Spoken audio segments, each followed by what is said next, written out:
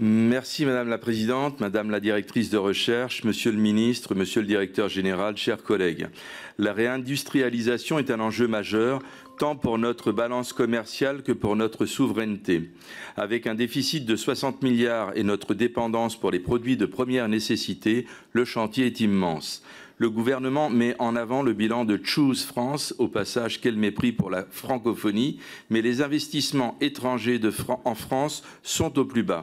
Le recul sur 2024 est de 14% par rapport à 2023 et de 20% par rapport à 2021 et 2022. Olivier Luanzi, ancien conseiller de François Hollande à l'Élysée, a été chargé en 2023 par le ministère de l'Économie d'un rapport sur la réindustrialisation de la France à l'horizon 2035. Ce rapport n'a pas été rendu public et pour cause, il y est constaté qu'atteindre 15% du PIB pour l'industrie en 2035 au lieu de 10% aujourd'hui est jugé, je cite, ni fondé, ni réaliste. Il estime que nous misons trop sur les investissements étrangers.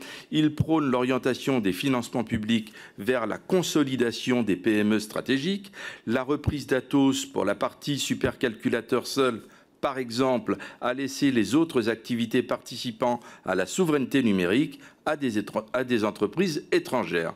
La France insoumise a déposé une proposition de résolution afin de pouvoir enquêter sur la vente à la découpe de ce groupe.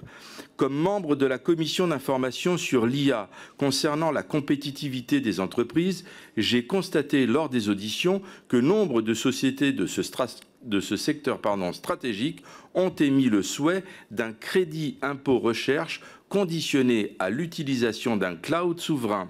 Mais les data centers sont fortement consommateurs d'électricité et la France ne dispose pas d'une énergie électrique décarbonée en quantité suffisante pour absorber le choc. Selon RTE, gestionnaire du réseau de transport d'électricité, nous serions en dehors des limites de sécurité du système. Faire une réindustrialisation non décarbonée alors que nous vivons dans notre chair les 40 degrés du dérèglement climatique serait une faute vis-à-vis des générations futures. Faut-il rappeler qu'en 2024, c'est 67 000 défaillances d'entreprises dues directement ou indirectement à l'explosion du prix de l'énergie. Enfin, pour revenir sur le rapport précité, il est aussi mentionné que la politique de réindustrialisation actuelle favorise trop les technologies de rupture au détriment du potentiel caché des territoires et du tissu industriel déjà existant dans le pays. Lors du PLF, mon collègue Laurent Alexandre obtient l'adoption d'un conditionnement de l'aide publique aux grandes entreprises et à l'absence de délocalisation, passé par perte et fracas au 49.3.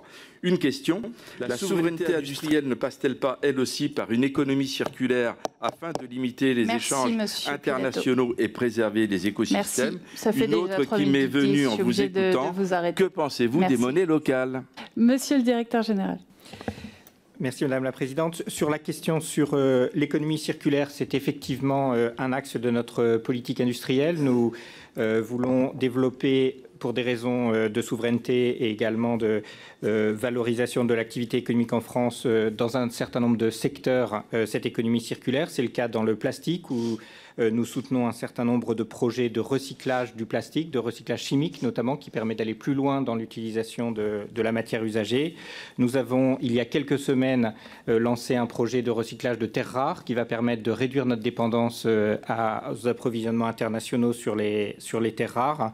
Et d'autres projets sur le titane, par exemple, également devront être lancés dans les prochains mois. L'idée est bien à la fois de réduire la dépendance à l'étranger et de développer de l'activité économique sur ces activités de recyclage. Cela soulève d'autres enjeux, par exemple de collecte, qui restent importants dans un certain nombre de secteurs. L'amélioration de la collecte reste dans le cadre des REP, notamment un enjeu important. Sur les aides, aujourd'hui, pour répondre à cette question, le premier point, c'est que 55% des projets financés par France 2030 à ce stade concernent des PME, ETI ou ETI ou TPE, donc majoritairement pas des grands groupes.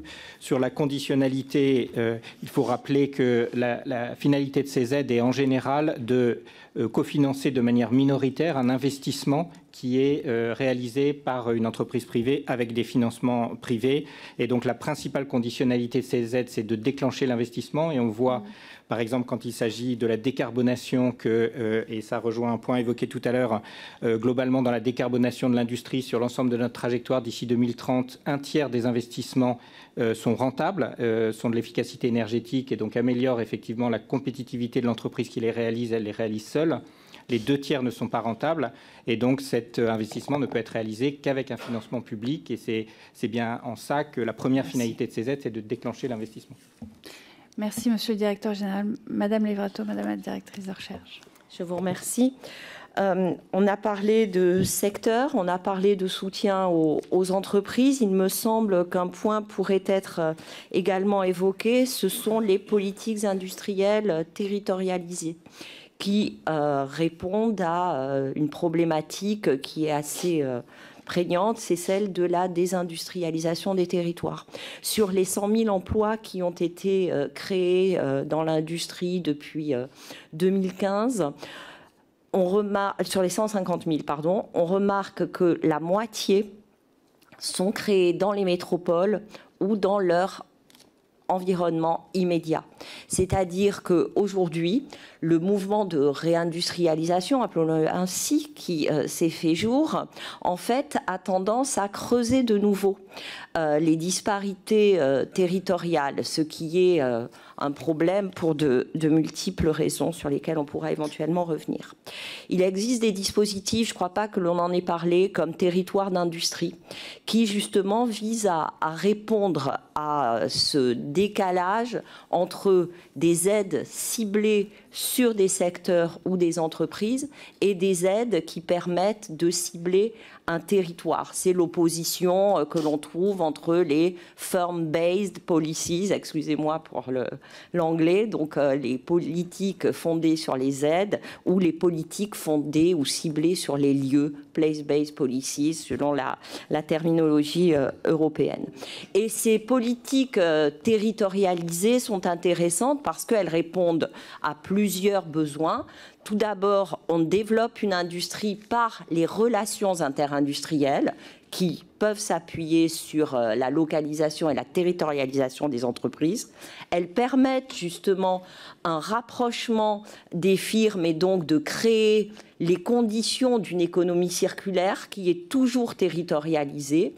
Et enfin, elles permettent de jouer sur la complémentarité des territoires plus que sur la concurrence entre les territoires qui intervient avec les politiques d'attractivité.